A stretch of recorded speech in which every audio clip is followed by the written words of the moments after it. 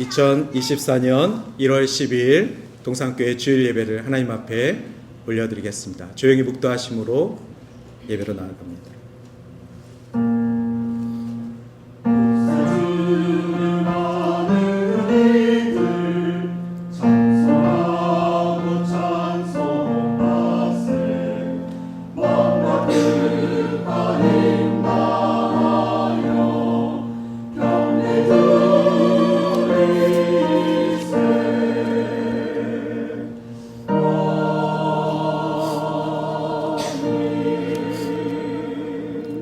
하나님이여, 주의 인자하심이 어찌 그리 보배로우신지요. 사람들이 주의 날개 그늘 아래에 피하니이다. 그들이 주의 집에 있는 살찐 것으로 풍족할 것이라. 주께서 주의 복락을 강물에 마시게 하시리이다. 하나님의 나라를 위해 우리를 불러주신 하나님 감사합니다. 이 시간 거룩한 주님의 날, 주의 성도들이 주님 전에 나와 성삼위 하나님께 감사와 찬송과 영광을 올려드리게 하심을 감사합니다. 하나님께 사랑을 받는 성도들의 삶이 되게 하여 주시며, 오늘도 거룩한 주일 주님의 집에 나와 겸손히 주님의 보좌 앞에 엎드려 경배하기를 원합니다. 우리 모두의 한 주간 동안 주를 떠나 살지 아니하였으며 주님의 그늘 아래 살았음을 감사하며, 주님이 우리를 인도하시고 주의 말씀 듣기를 기뻐하는 주의 종으로 불러주시니 감사합니다. 오늘도 주님의 은혜를 사모하며 이 시간 심령으로 주 앞에 나와 싸우니 성령 하나님이시여 우리들의 예배를 인도하시고 주님께서 영광 가운데 받아 주시옵소서. 예수님의 이름으로 기원하옵나이다. 아멘.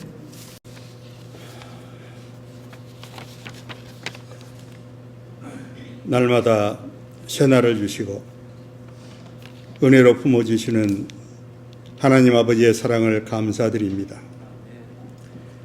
새로 시작된 새해의 꿈을 안고 합력하여 선을 이루는 교회라는 새로운 목표를 가지고 오늘 또 성전에 모여 아버지를 찬양하며 예배하는 자녀로서의 특권을 허락하신 아버지의 사랑을 다시 한번 감사드립니다.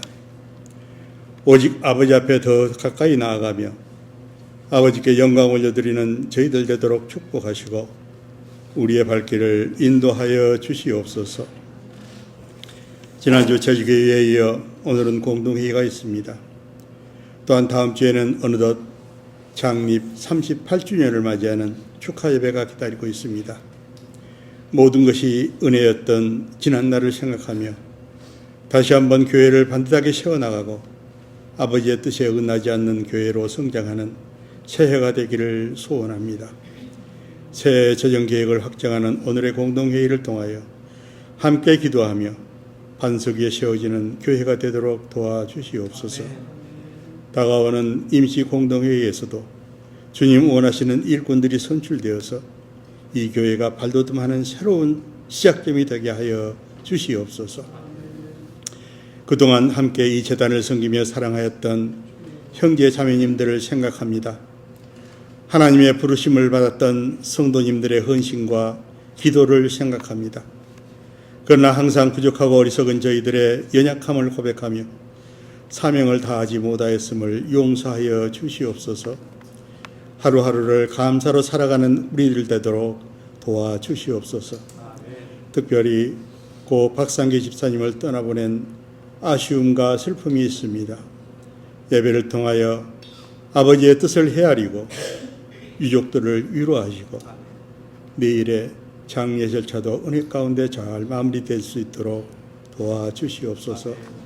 슬픔도 있지만 더 큰 소망 가운데 살아가는 우리들 되도록 도와주시옵기를 간절히 기도드립니다.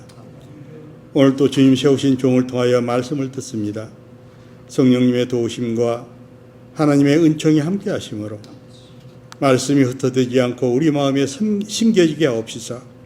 은혜로 살아가는 기쁨이 넘치며 다시 한 주간을 살아가는 데 필요한 마음이 양식이 되게 하여 주시옵소서. 오늘 또 여러 가지 사정으로 함께하지 못한 교우들이 있습니다. 함께 은혜 받는 시간 되게 하여 주시옵소서. 날씨가 차갑습니다. 건강을 지켜 주시옵소서. 슬픔이 사라지고 기쁨이 되도록 도와주시옵소서. 사고로 인하여 슬픔에 잠긴 고국의 참사 유족들도 위로하여 주시옵으며 혼란에 빠진 조국의 전국도 하루속히 회복되어서 함께 누리는 행복이 찾아오기를 간절히 기도드립니다. 세상 곳곳에 전쟁과 기아 그리고 자연재해와 악성 바이러스로 고통받고 있는 하나님의 백성들이 있습니다. 한마음으로 기도하며 평화의 지구촌이 될 수 있도록 도와주시옵소서. 교회를 위하여 수고하는 손길들을 축복하시며 조국과 이 땅 캐나다와 선교지를 위한 우리의 기도가 끊이지 않게 해 주시옵기를 간절히 원하옵나이다. 다시 한번 박상기 집사님 가족에게 아버지의 크신 위로가 있기를 간절히 원하오며 언제나 우리를 사랑하여 주시는 귀하신 이름 우리 주 예수 그리스도 이름으로 감사하며 기도드렸사옵나이다. 아멘.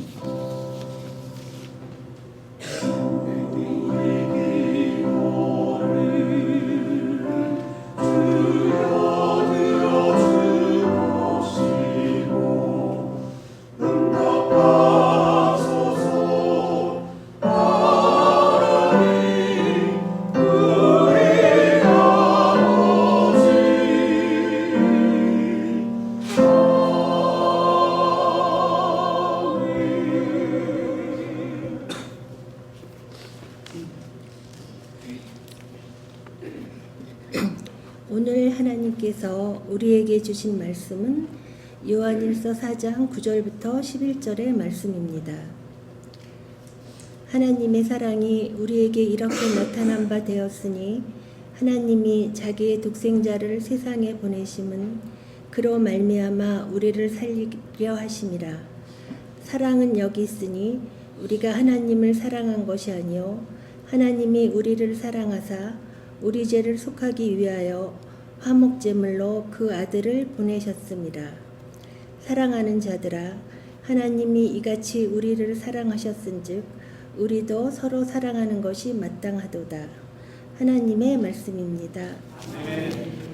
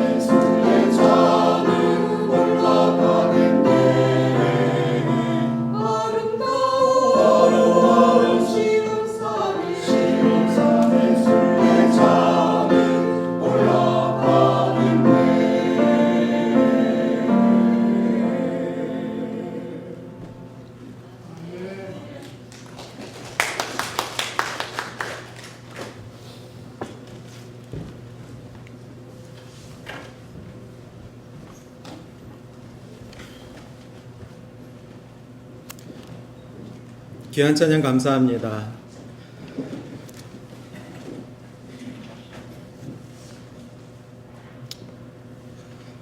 오늘은 사랑 시리즈 두 번째 말씀으로 예수 사랑 본받기라는 제목 요한일서 4장의 말씀을 통해서 우리가 함께 은혜를 나누고자 합니다. 사랑이라는 것은 기독교에서 가장 핵심적인 가치입니다. 우리가 기독교인이기 때문에 우리가 가장 최고로 생각해야 될 가치는 바로 사랑입니다. 예수님께서 우리에게 주신 가장 큰 명령, 지난주에 말씀드린 것처럼 새 계명, 서로 사랑하라. 내 이웃을 내 자신과 같이 사랑하라. 이 명령을 따르는 것이 예수님의 사랑을 본받는 삶이 되는 것입니다. 여러분들은 한 주간 살면서 예수님의 새 계명, 서로 사랑하라. 이 말씀을 얼마나 실천하며 지키면서 살아가셨습니까? 우리 눈에 보였던 많은 장면들, 우리 눈에 만났던 많은 사람들, 그 사람들이 전부 다 하나님이 우리에게 보내주신 시험의 대상이었습니다. 우리에게 말씀을 주시고 한 주간 살아가면서 그 말씀이 생각나게 하신 이유는 실천하라는 것입니다. 그 장면 속에서 하나님이 주신 그 시험 속에서 말씀으로 이겨내고 말씀으로 해석하고 말씀으로 바라보라는 것입니다. 우리에게 주신 새 계명의 말씀, 서로 사랑하라. 이 말씀을 가지고 우리가 한 주간 어떤 실천의 삶을 살았는지, 그렇다면 사랑이라는 것은 더 이상 감정적인 그런 표현이 아니라는 것을 우리가 알 것입니다. 예수님의 사랑처럼 희생적이고 무조건적이고 그리고 우리의 삶 속 깊은 변화를 일으킬 수 있는 그 힘이 있는 것이 바로 사랑이었습니다. 그래서 오늘 본문 말씀이 있는 요한 1서 4장은 하나님의 사랑이 우리에게 어떻게 나타났는지에 대해서 기록하고 있습니다. 그리고 우리가 어떻게 그 사랑을 본받아 살아갈 수 있는지에 대한 그 가치가 정확하게 나와 있습니다.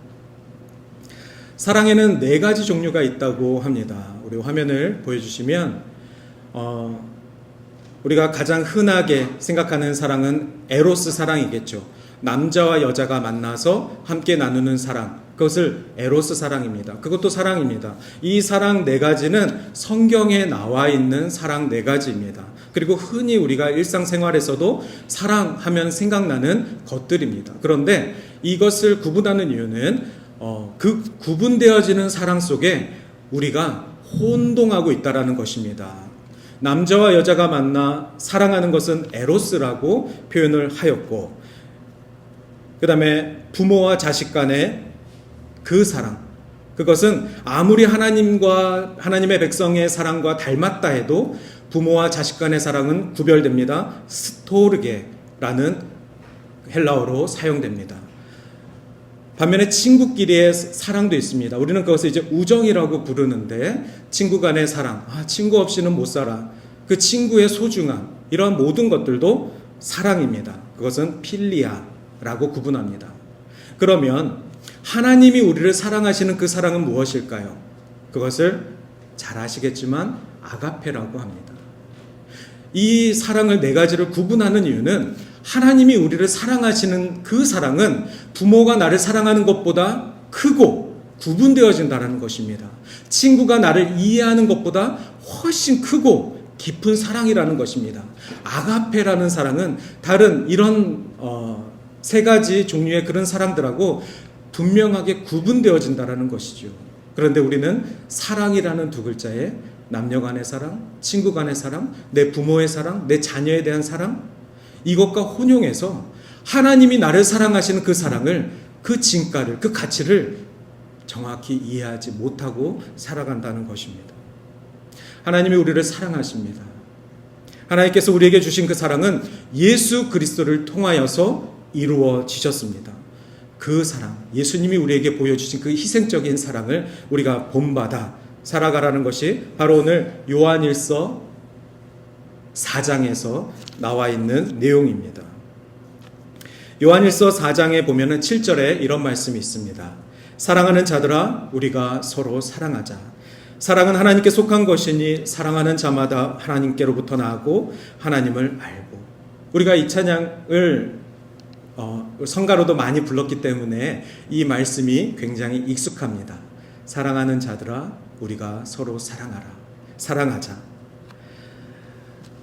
이 말씀 속에서 하나님이 우리를 사랑하신 그 근원, 그것이 바로 사랑이라는 것. 그 사랑의 근원이 어디다? 하나님이라는 것을 분명히 요한 사도는 이야기하고 있습니다. 사랑은 하나님께 속한 것이니 우리가 서로 사랑하자. 지난주에 예수님의 세 계명이 무엇이었습니까? 서로 사랑하라였습니다. 예수님의 세 계명을 듣고 사도 요한은 그의 편지를 통하여서 서로 사랑하라. 그 사랑에 대해서 더욱더 설명하기를 원했던 것입니다. 그 사랑이 하나님께 속한 것이니 사랑하는 자마다 하나님께로부터 나서 하나님을 아는 자라고 분명히 설명하고 있습니다. 여러분들은 하나님을 얼마만큼 아십니까? 여러분 하나님께 속한 자들이십니까? 여러분 안에 사랑은 얼마만큼 실천되고 있습니까? 지난주 이런 문구를 인용해서 알려드렸습니다. 사랑은 하나님의 본성이고 죄는 인간의 본성이다.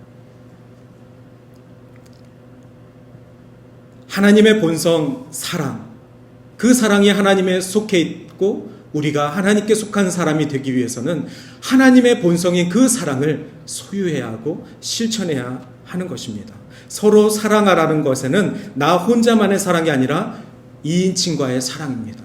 누군가와의 사랑을 교통할 때 서로 사랑할 수 있는 그 명령이 실천될 수 있는 것입니다. 한 주간 말씀 듣고 나 혼자만 하나님 앞에 신실한 종으로 아무에게도 사랑을 실천하지 않는다면 우리에게서의 계명은 새 계명이 아니라 하나님이 주셨던 그 계명, 말씀 앞에 거룩하고 신실한 삶을 살아라, 이 거룩한 계명 앞에만 충성을 다했던 것입니다.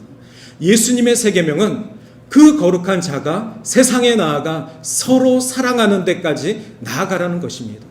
나를 사랑하지 않는 자들도 사랑하고, 내가 사랑할 수 없는 자들도 사랑하고, 내가 감당할 수 없는 장면들도 사랑하고 품고, 그래서 이곳 가운데 역사하시는 하나님을 바라보라는 것입니다. 또한 그 사랑은 하나님이 우리에게 먼저 주신 것이라고 말씀하셨습니다. 하나님이 우리에게 주신 것이 바로 사랑입니다. 사랑은 우리가 실천할 수 있는데 그 이유는 우리가 이미 주님이 주셔서 받았기 때문에 그렇습니다. 이것을 신학적으로 조금 더 깊이 설명을 한다면 우리가 육에 속한 자가 아니라 영에 속한 자라는 것입니다. 아유, 목사님, 제가 어떻게 감히 영적인 사람입니까? 저는 정말 흠이 많은 자입니다. 저는 정말 죄인입니다. 제가 30년을 교회를 다녔어도 제가 전혀 영적인 사람이 아닙니다. 이렇게 겸손하게 대부분의 성도님들이 말씀하십니다. 동시에 그 말에, 그 선포에 뭐가 있냐면 저는 사랑을 실천할 수 없는 자입니다. 이 다짐 속에 뭐가 있습니까? 하나님은 사랑이신데 저는 하나님을 실천할 수 없다는 뜻입니다. 저는 하나님처럼 영에 속한 자로 살아갈 수 없다는 것입니다. 그런데 내가 하나님의 것을 받은 것이 아니라, 취한 것이 아니라 하나님이 하나님의 것을 우리에게 주셨다는 것에 힘이 있습니다. 우리가 원해서 받은 것이 아니라 하나님이 주시기로 작정하시고 하나님의 독생자 예수 그리스도를 인류에게 주신 것입니다. 그것을 받고 누리고 그 은총 가운데 살아갈 때 우리는 이미 영에 속한 자입니다. 회복이라는 단어, 우리가 작년 말에 함께 회복의 시리즈를 통해서 밝히고자 했던 것은 무엇입니까? 이미 나에게 주셨던 그 은혜와 사랑을 회복하자는 것입니다. 우리는 영에 속한 자였고 우리는 아직도 영에 속해야만 하는 하나님의 백성이라는 것이죠. 아무리 세상에 두 발 딛고 살아가더라도 우리는 다시 영에 속한 자, 영에 속한 사람, 영의 사람들이 되어야 합니다. 그래야 하나님은 영이신데 하나님의 말씀이 들리지 않겠습니까? 하나님은 영이신데 하나님께 기도하는 그 기도가 주님이 들으시지 않겠습니까? 하늘에 속한 사람이라는 유명한 책이 있었습니다. 그 책의 제목만으로도 한국에 불티나게 팔렸습니다. 그 내용은 감당할 수 없는 중국인 성도의 핍박의 내용이었습니다. 그럼에도 불구하고 나는 하늘에 속한 사람입니다. 기독교 박해가 이 나라 가운데 자행되더라도 저는 감당하며 하늘에 속한 자의 삶을 포기하지 않겠습니다. 과연 기독교 박해가 이루어지지 않고 있는 우리나라에서 또 지금 이 캐나다 안에서 우리는 하늘에 속한 자를 고백하고 그것을 쟁취하며 살아가려고 하는 욕심이 있으십니까? 영에 속한 사람, 기도의 사람, 영성 있는 사람, 그것은 대단한 사람들만 취하는 것이 아니라 구원받은 모든 하나님의 백성들이 한때 영의 사람이었고 기도의 사람이었고 영성의 사람이었습니다. 하늘에 속한 사람이었습니다. 하나님의 백성이었습니다.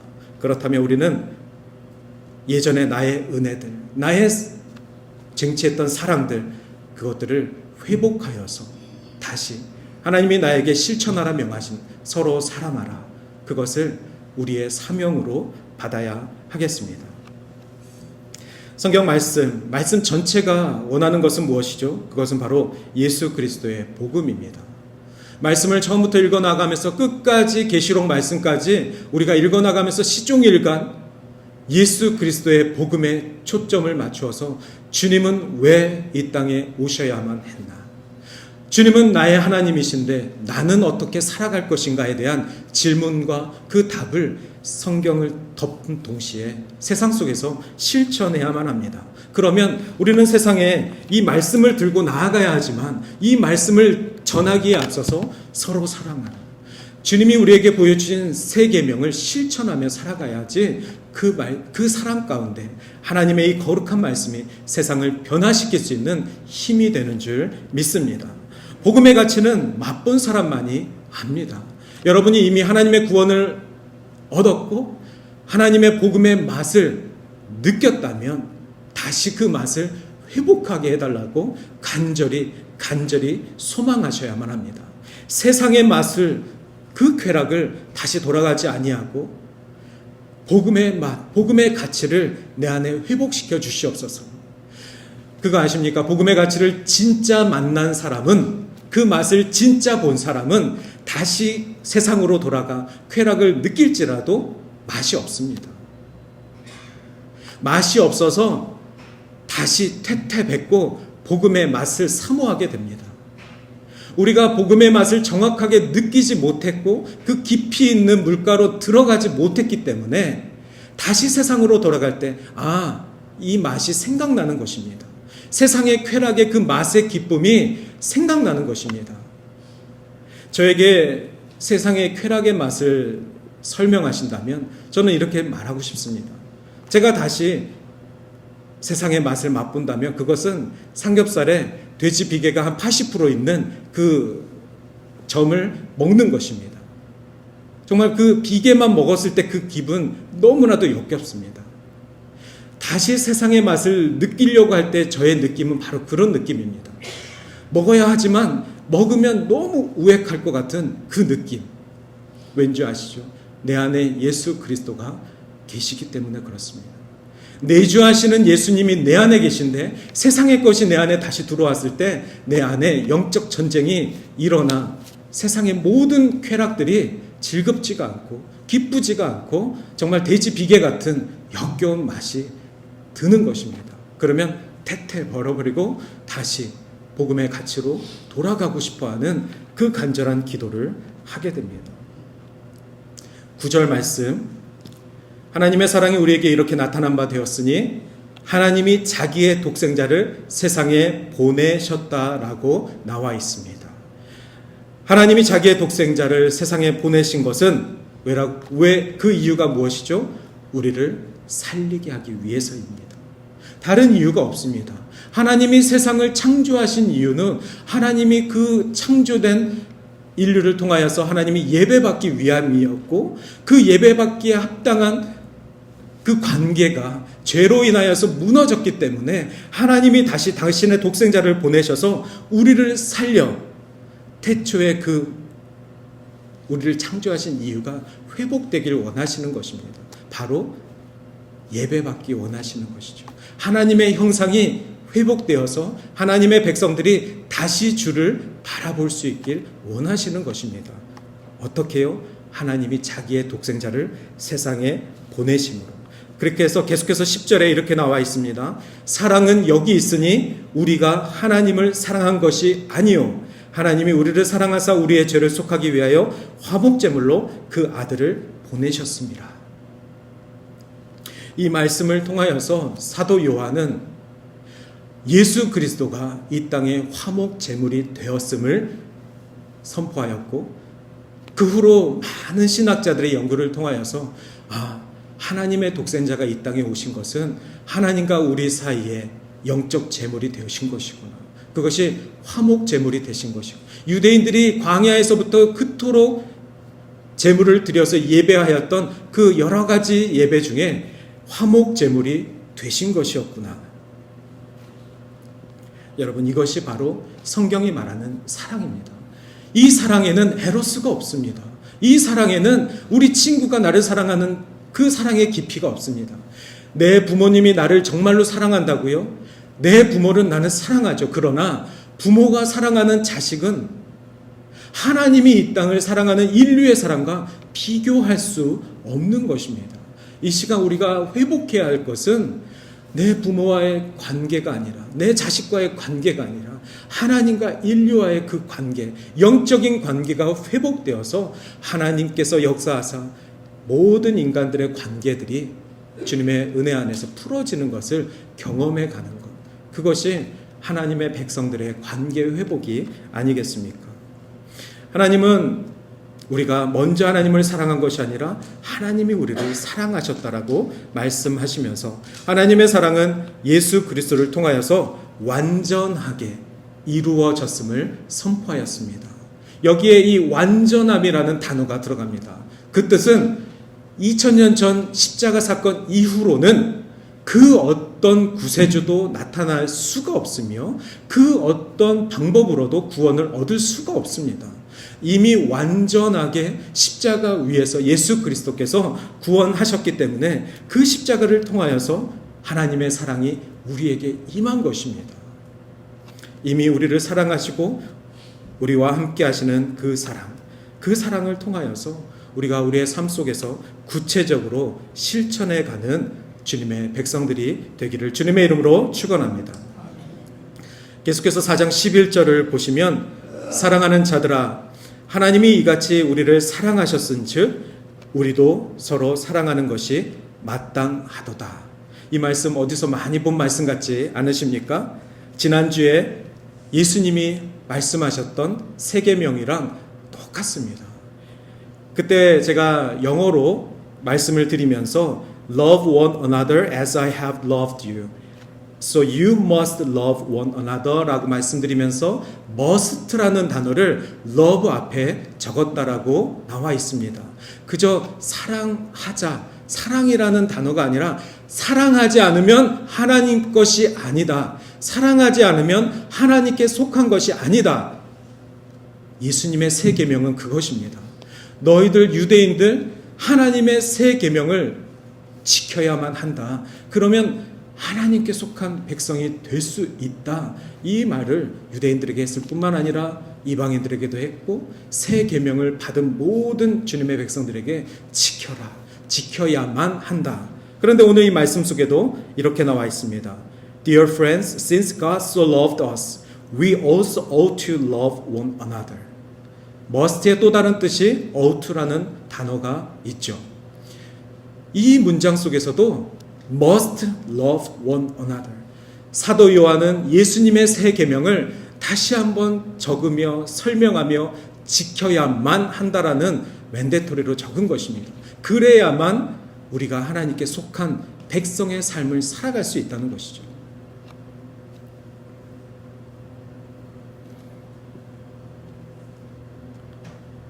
한 주간 살아가면서 여러분은 얼마나 이 말씀 앞에 실패하셨습니까? 말씀이란 그런 것 같습니다. 예배란 그런 것 같습니다.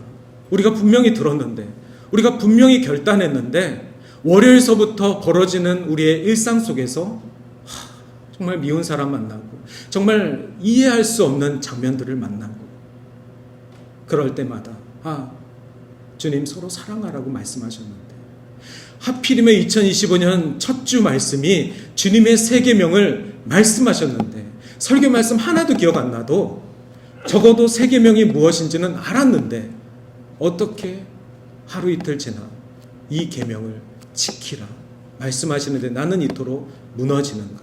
나는 다시 또 이렇게 약한 신앙인의 삶을 시작하는가? 새해가 시작됐는데. 그래서 우리는 예배하며 다시 결단하며 다시 말씀으로 돌아가야만 하는 것 같습니다. 만약에 우리가 7일 내내 이곳에서만 산다면, 이곳에서만 살면서 말씀 듣고 우리끼리 사랑하고 우리끼리 밥해 먹고 우리끼리 말씀 듣고 우리끼리 성경 공부하고 우리끼리 권면하고 그러면 천국 같겠죠. 그런데 여러 이단 단체들이 그거 다 했습니다. 제가 예전에 한국에서 일산에서 사역할 때 저희 재정부장 안수 지사님이 어느 날 갑자기 온 가족을 데리고 사라져 버렸습니다. 유명한 은행에 아주 반듯하게 잘 직장 생활도 하시던 분인데 은행도 다 그만두고 애들 셋 데리고 사라져 버렸습니다. 수소문 끝에 그분들이 사라진 그곳을 찾아갔습니다. 어느 서울 인근 변두리에 조금 이렇게 가정하우스를 좀 이렇게 개조한 곳인데 그 안에 들어갔습니다. 그랬더니 그 안에 계십니다. 그 안에 들어가 봤더니 방이 여러 개가 있는데 2층 침대들이 여러 개가 있습니다. 그 사람들은 그곳에 모여서 모든 생업을 중단하고 모든 관계들을 다 잊고 교회들을 다 떠나고 불러 모읍니다. 그리고 이곳이 천국이니 여기서 말씀 듣다 주님 나라 가자는 그러한 단체였습니다. 어떻게 하면 그 가정이 그 가르침에 게임에 넘어가 모든 것을 그만두고 다 들어갔습니다. 그 내용의 그 가게 안의 내용은 모두 다 모르지만 너무나도 안타까운 일들이 우리 주변에 많이 있습니다. 토론토는 그런 일들이 상대적으로 적을 수도 있지만 한국에는 정말 많은 생각지도 못한 청년들이 뜬금없이 신천지로 가고 뜬금없이 이단으로 가고 정말 많은 사례들이 제가 목회하는 가운데서도 있었습니다.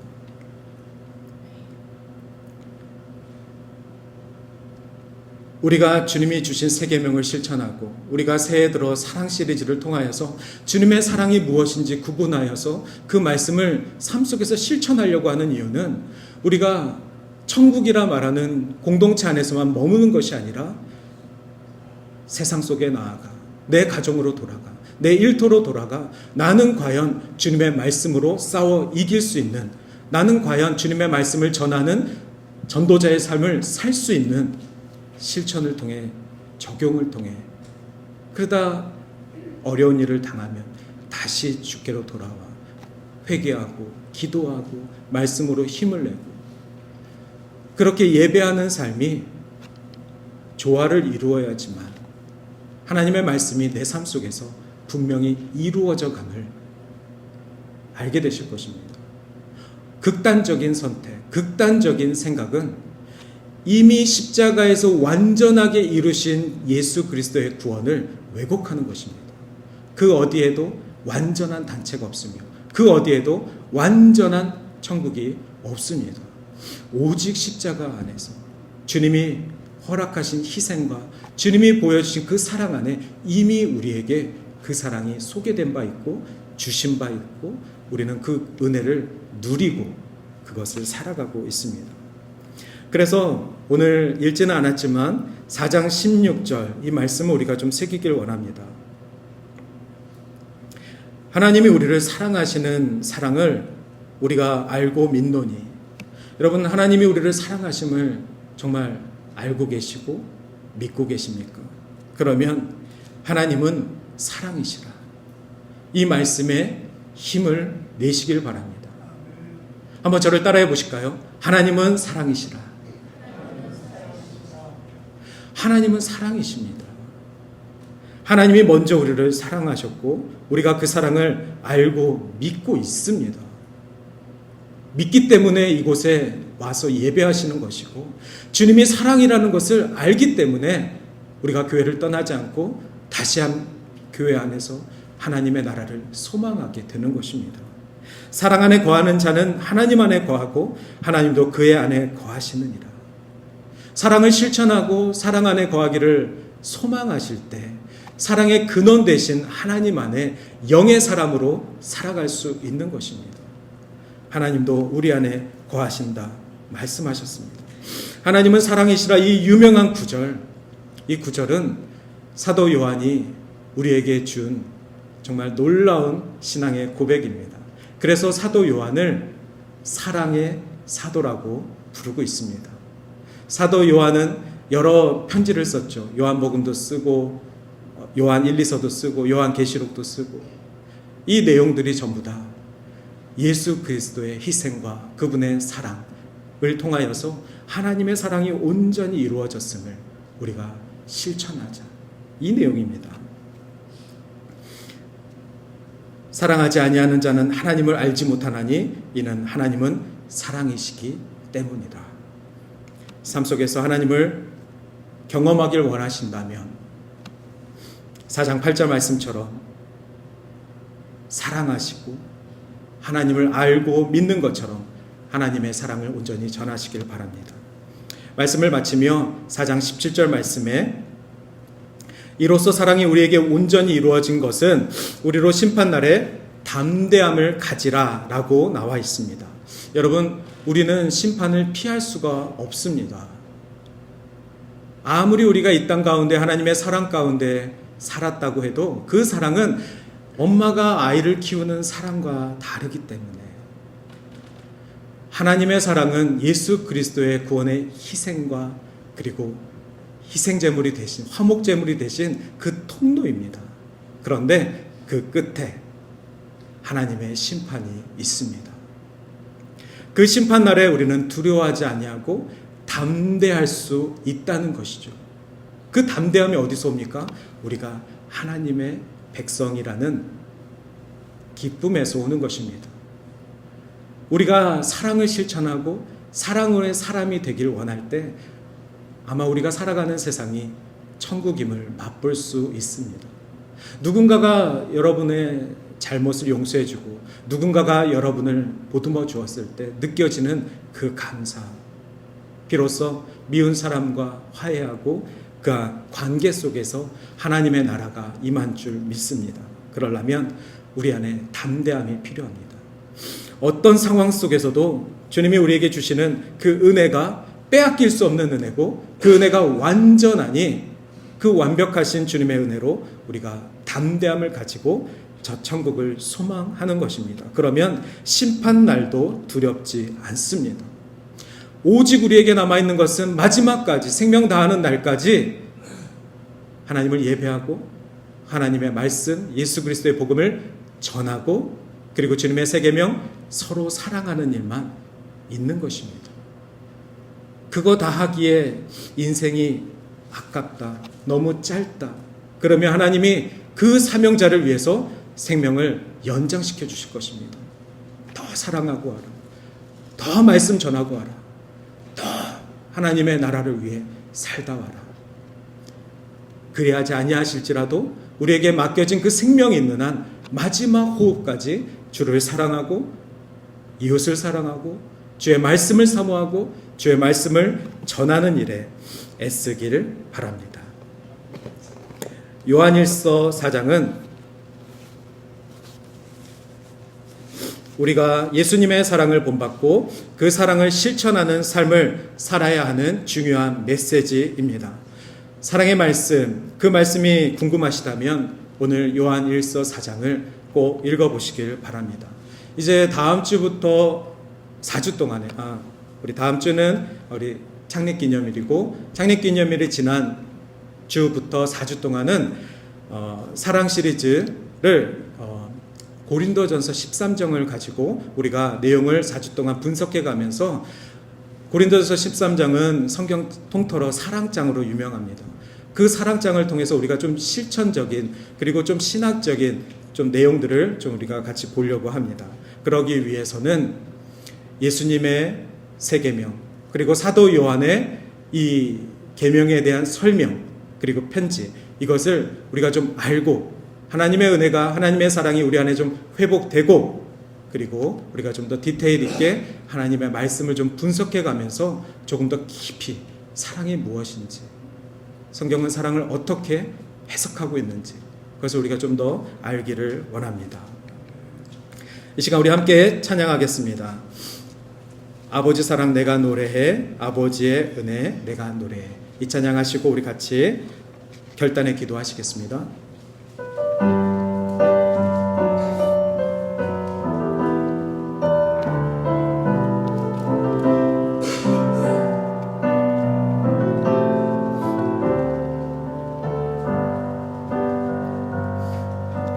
아버지 사랑 내가 노래해, 아버지 은혜 내가 노래해. 그 사랑 변함없으신, 거짓 없으신, 성실하신 그 사랑, 상한 갈 때 꺾지 않으시는, 꺼져가는 등불 끄지 않는 그 사랑, 변함없으신, 거짓 없으신, 성실하신 그 사랑,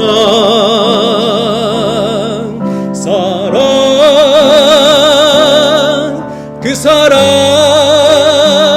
날 위해 죽으신, 날 위해 다시 사신 예수 그리스도, 다시 오실 그 사랑, 지금도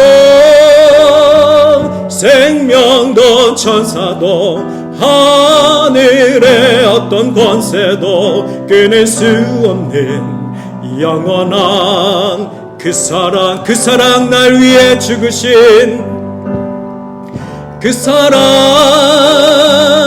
날 위해 죽으신, 날 위해 다시 오신 예수 그리스도, 다시 오실 그 사랑, 지금도